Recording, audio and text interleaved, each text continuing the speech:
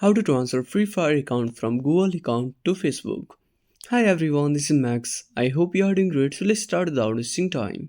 First of all, open up Free Fire, then tap on the Settings tab. Now tap on Customer Service. Now tap on your name and click on Submit a request.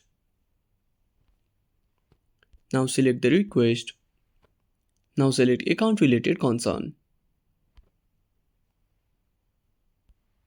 Now scroll down. Now enter the device model.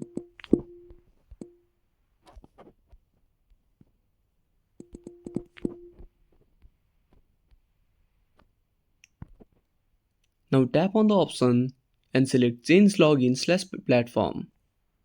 Under the description, write a message asking Free Fire to change your platform from Google to Facebook. Also make sure to mention your Facebook name.